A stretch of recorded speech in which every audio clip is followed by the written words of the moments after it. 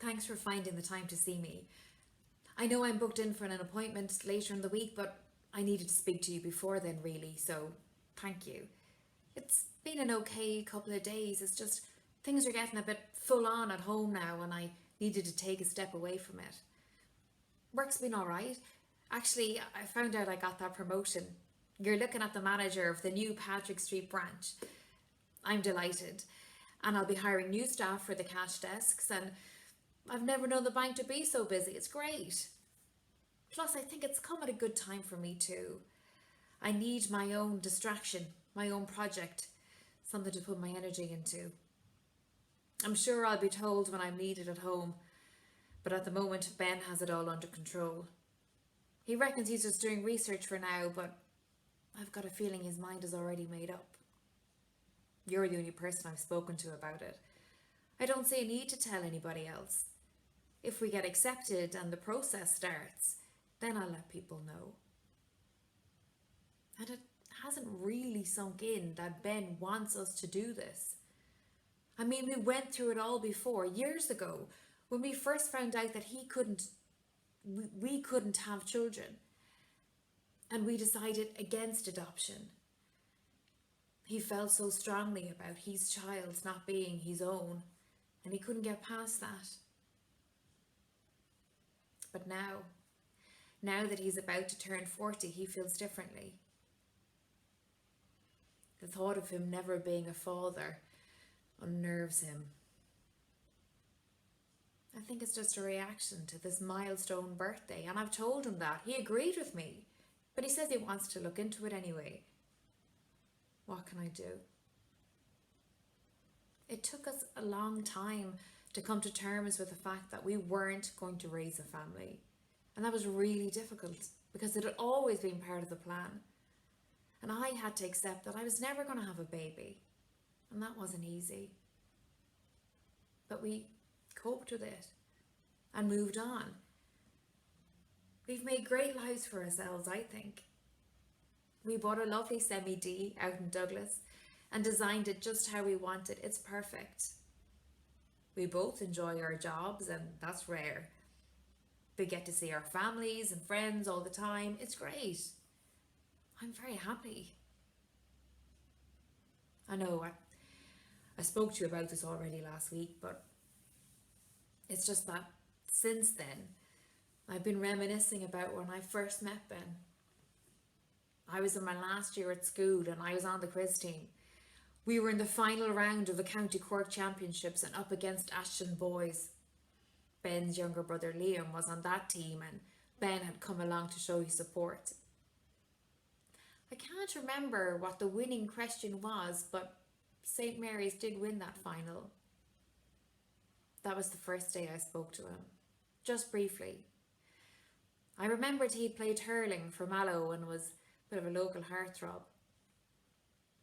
A few years later, just before my 21st, I was out in town with a couple of friends and we were in the Woodford pub and Ben was there. He said he remembered me. I couldn't believe he remembered me. I definitely remembered him. Now, I know I'm biased because I'm his wife, but he is handsome. He must have been only 24 then, and so gorgeous. I was amazed when he asked me out. And 2 years later, I was even more amazed when he asked me to marry him. My parents were not so amazed. They liked Ben. They love him now, of course. But they were concerned I was possibly too young and worried I wouldn't do the things I'd planned, like to travel and live abroad. I promised them I would do all those things with Ben. And we did do them. We did. Not long after I got engaged, a friend of mine, Anya, wanted me to go away on a girls' weekend to London. I couldn't be bothered, really. I wanted to stay at home. I was so loved up with Ben and we were having a great time planning the wedding. We'd set a date for the following summer and booked a venue in Kinsale. But Anya insisted it would be great crack and she convinced me in the end, so away we went. There was 5 of us all together. Me, Anya, Kate, Claire and Laura. I'd never been to London before and totally loved it. I couldn't get over the amount of people and the pace of it. My favourite part was walking over the Tower Bridge and down through South Bank. It was such fun. Myself and Anya were spoken for, but the other three wouldn't have said no to a weekend pull, so we were the designated ring women. And we didn't mind either, it was all a good laugh. We found this great pub in Covent Garden called the White Swan, and we bumped into these bunch of lads from Leeds. Their grouping was identical.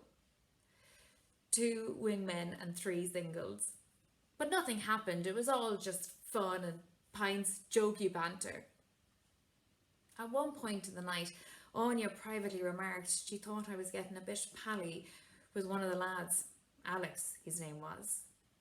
I was really taken aback because I didn't think I was being like that at all. I thought I was just being normal. But I took her comments on board nonetheless. We said goodbye to the lads soon after that and spent the rest of the night gallivanting through Soho. On the Sunday, my flight home was different to the others because I'd booked on so late.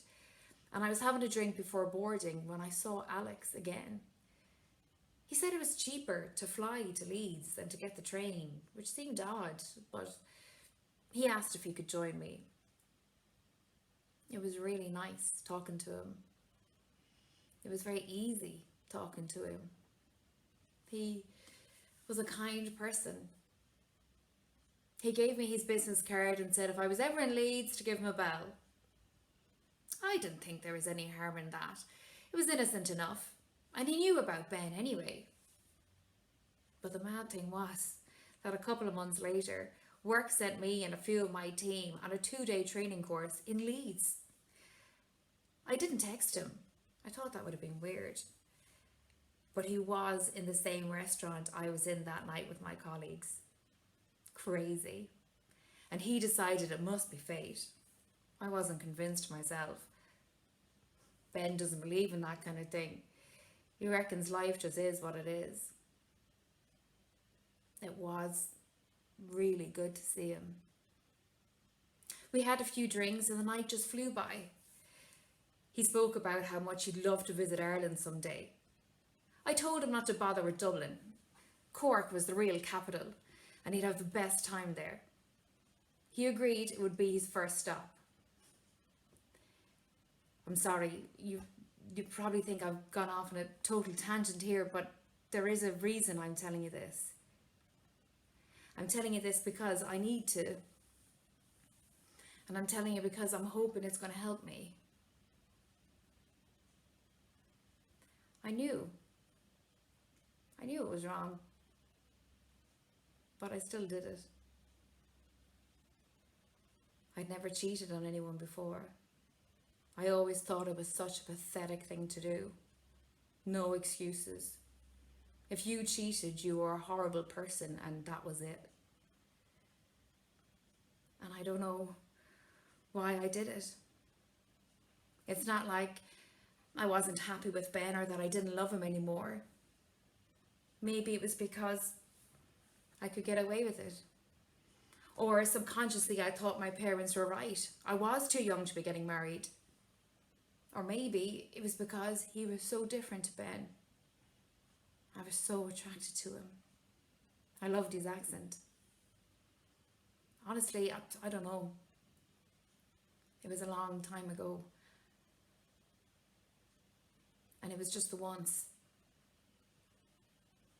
And one time was all it took. And then I was in a dire situation. I was never going to leave Ben. I didn't want to. I had no plan to start a life with this guy and have his baby. I dealt with it and tried to forget it. I wanted to marry Ben more than ever. I put it all behind me. But now, suddenly, there's a prospect of me becoming a mother again. And I'll be honest with you, I don't want that. I needed to say this to you. To say it out loud, otherwise it might kill me.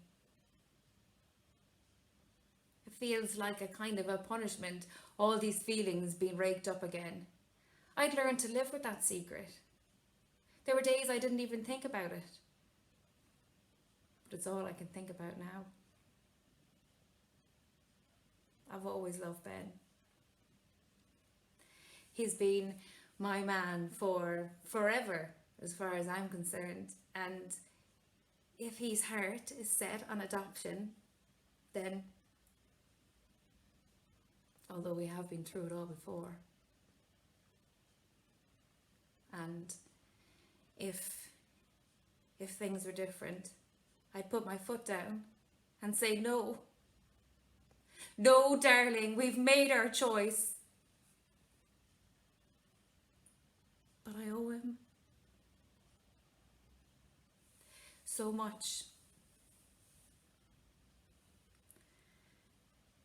But maybe we won't get the go ahead for this.